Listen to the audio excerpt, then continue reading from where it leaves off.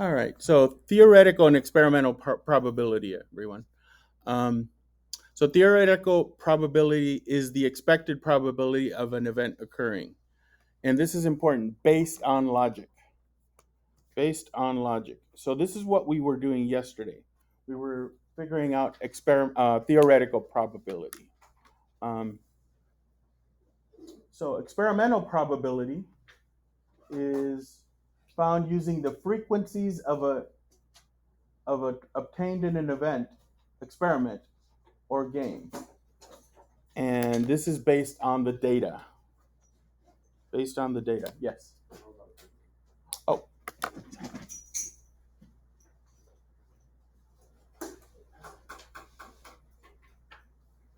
all right. So it's based on data.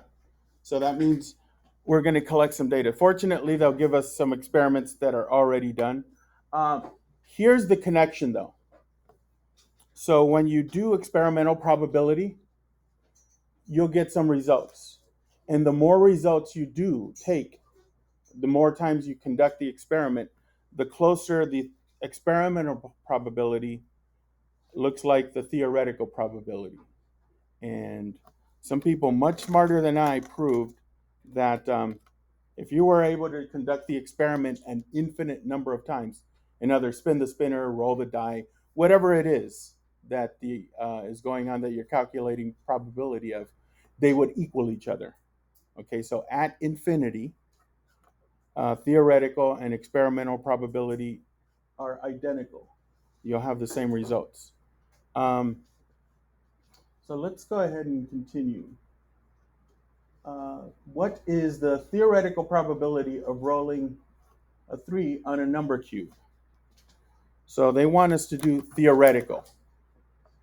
Okay. So how many possible ways?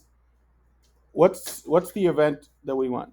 Probability of getting a 3, right? And how many ways are there of getting a 3 on a single number cube? 1. Out of how many possible outcomes? 6. Okay. So that would be a 1 in 6 chance. Something we're going to have to start doing a little more. That's why you got the calculators. Is let's figure out what 1/6 is. 1 divided by 6.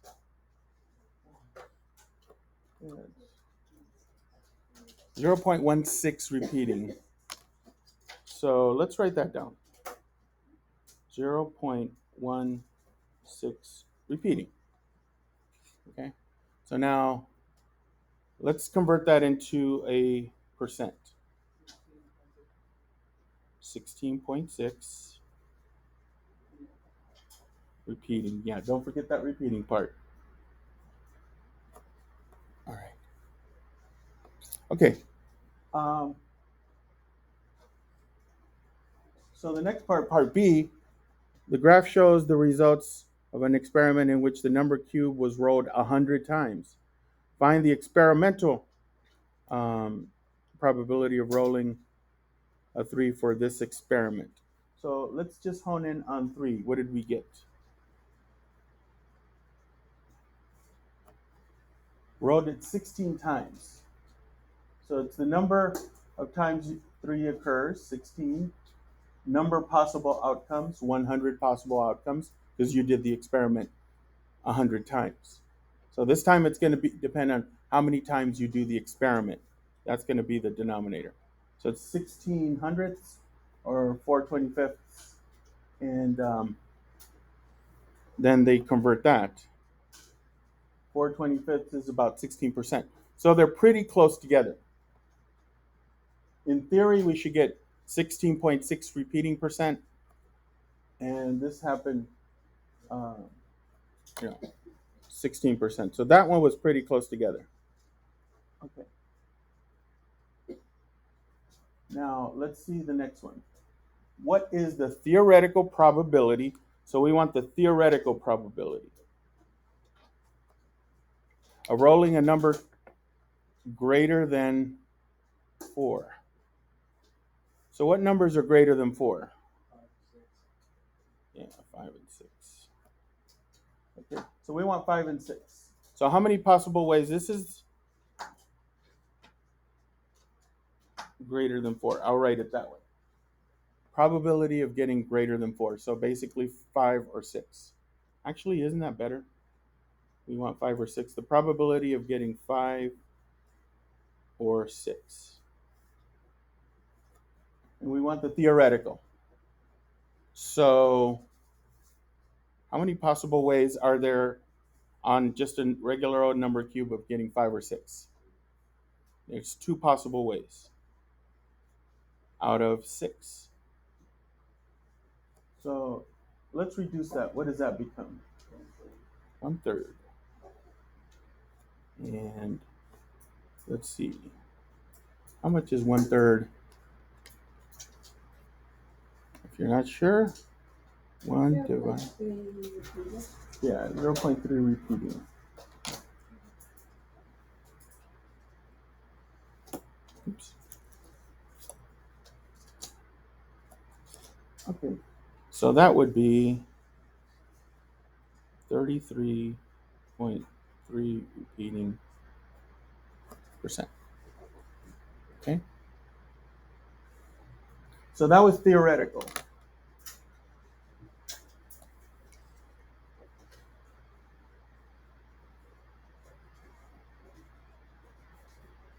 So this time we want to do the same thing, but the experimental probability. So let's go back to the chart. How many times was a 5 or a 6 rolled? How many times did we roll a 5 or a 6? Based on the data here. 38. Let's see, 5 came up 21 times, and the 6 came up 17 times. So that's a total of 38 times. So it came up 38 times. So the probability of getting a 5 or a 6 experimentally is 38 out of what? 100. Again, that's because you did the experiment that many times, 100 times. So that's 0.38 or 38%. So those are still pretty close, right? 33 and 1/3% and 38%. It's less than 5 percentage points away from each other. So hopefully, it's a successful experiment um, if they're close to each other. Now, when people go to Las Vegas, are they doing theoretical probability or experimental probability? That's experimental. And so when you hear people trying to beat the odds, they're trying to have a better percentage in their favor than the theoretical. So, especially on games that are pure chance, like, the roulette wheel, or the spinning. Anytime when you're playing games like maybe poker or even 21 blackjack, you need to have a little skill. If you have some skill, you can actually beat the odds a little better. Um, but if they're games of pure chance, like a roulette wheel where it's just spinning and it lands, then they're trying to beat the odds. Okay, and pretty much Las Vegas has the odds figured out, and more times than not, they'll win. But you never know. Sometimes you get lucky. I don't know if your parents have ever gone to Las Vegas, but if they come back happy because they won some money, has that ever happened? Yeah, it's never happened to me. But it happens. I know a lot of people that it happens to, and that's why you go. Plus, it's a fun place to go. All right, guys, we're gonna do this next page, and that's it.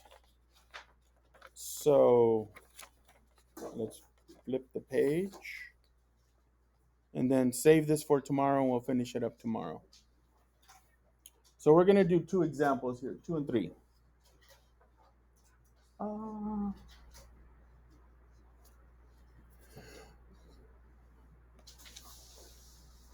In a telephone poll, and this is not a literal telephone poll, it's where they call you up and ask you questions.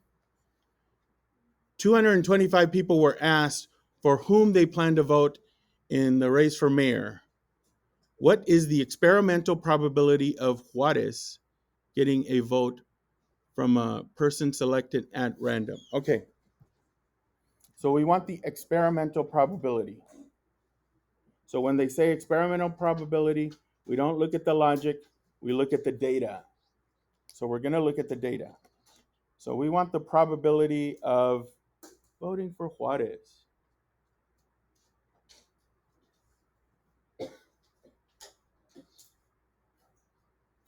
All right. So how would we do that? How would we figure out the probability of voting for Juarez? Experimentally. How many times was the experiment done? 225. So we got our denominator. Okay. And how many people actually voted for Juarez? 75. So based on this sample, we call it, the 225 people that were called, we'll get our probability. So let's see if we can't figure that out. We probably want to reduce that. So let's see.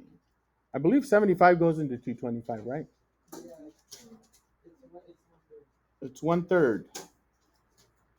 So that's 33. Well, it's 0.3 repeating. Let's start with that. 0.3 repeating, which is 33.3 repeating percent. We've done that before. Okay. So you got a 1 in 3 chance of voting for Juarez. So it says, what is the experimental probability of getting a vote from a person selected at random? Okay, it's a 1 in 3 chance.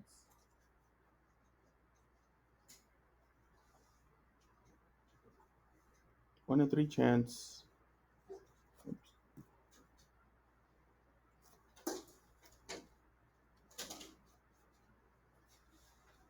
To vote for Juarez. All right. Now,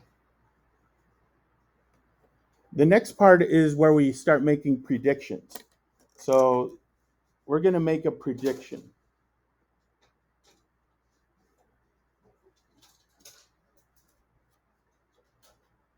Suppose 5,700 people vote in the election. How many can be expected to vote for Juarez?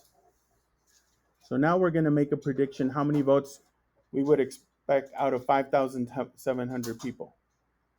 So what you do to make a prediction, you take the sample and you multiply it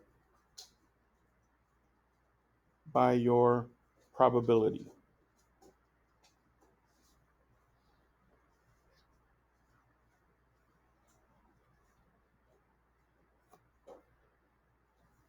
Okay.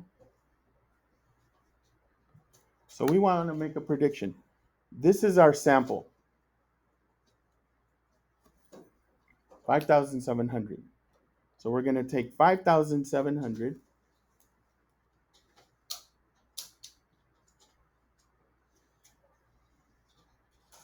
and we're going to multiply it by, what was our probability? What was the chances of voting for Juarez? 33.3. Oops.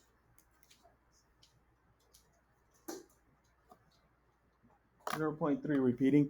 So you can either do one of two things, 5,700 divided by 3, or 5,700 divided by 0.333333.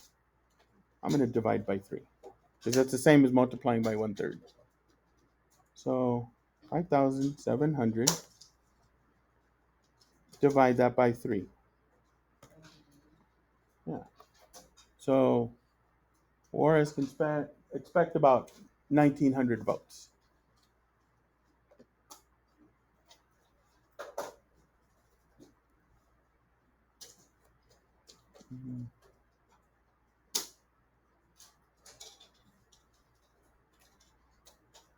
Juarez can expect 1,900 votes.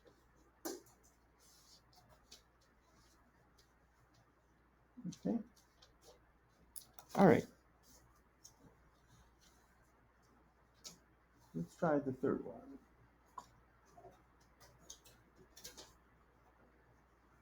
Pets. Use the graph of a survey of students asked whether they prefer cats or dogs. Okay. What is the experimental probability of students preferring dogs? Okay, so we want the experimental probability for picking dogs. Okay. Do we know how many total people were? Yeah. You have to take the 18 plus the 132. Wow, only 18 people?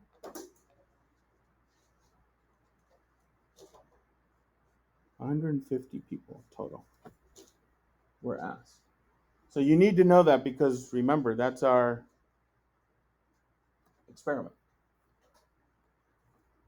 So if we want dogs, what's our numerator? Yeah. 132. Okay. And that's about 66 over 75. That's a lot of people. That's a big percentage. What percentage is that going to be? 0.88. So that's 88%.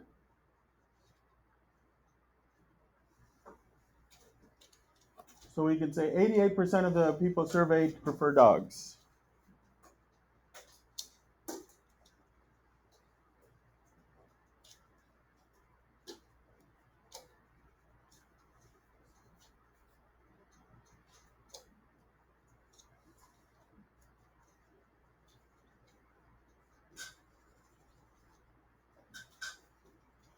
I say that, but I would definitely would have been in the preferred dogs category. But you know, I know that I have a couple of sisters that would prefer cats. So you know, I'm just curious. Do you think that's accurate? Do you think overall that would be about how many? 88% of the people would prefer dogs over cats. That means that that's only what 12 people preferred. 12% of the people preferred cats. I like cats too. I prefer dogs. I don't have anything against cats, but if they ask me which is my preference, let's just informal survey. Well, it's supposed to be blind, so that's the problem. But let's just do show of hands. Who would prefer dogs? It kind of bears out here. Okay. Okay. Now we get into specifics. What type of dogs? Okay. Suppose 200 people were surveyed. How many can be expected to prefer dogs? Okay. Let's take what we know and figure that out. So let's make a prediction. This is asking us for a prediction.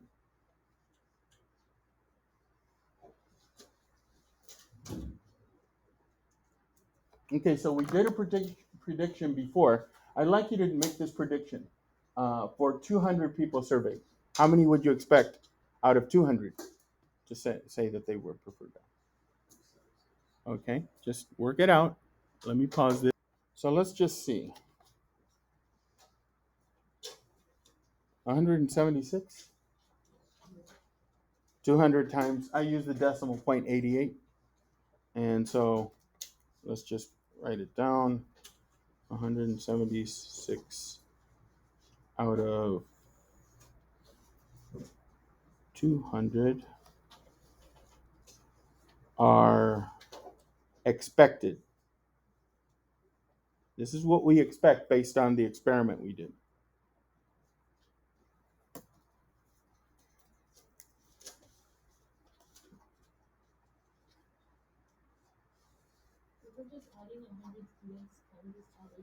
Yeah. Yeah, since they made it out of 100, but in general, say the numbers weren't so nice. If they said out of, 582 people surveyed, then it would be easier to use this method. Yeah. Then we do 582 times 0.88.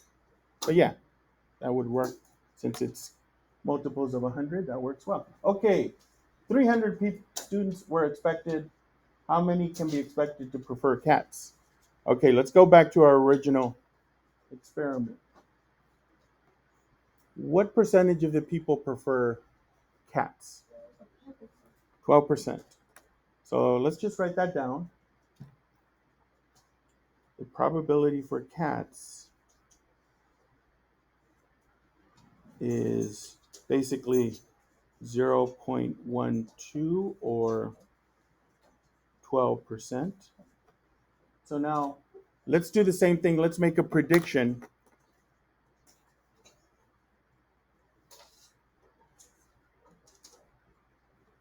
for 300 people. Okay. So we're going to take our 300 people, multiply that by our experimental probability of 12% or 0.12. And how many people is that? 36. So 36 people out of 300 are expected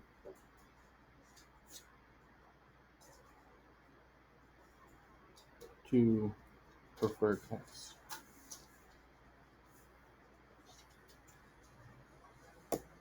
Okay.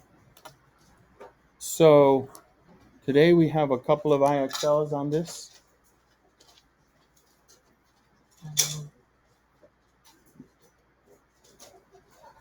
Remember, don't lose these notes. We're going to finish them up tomorrow.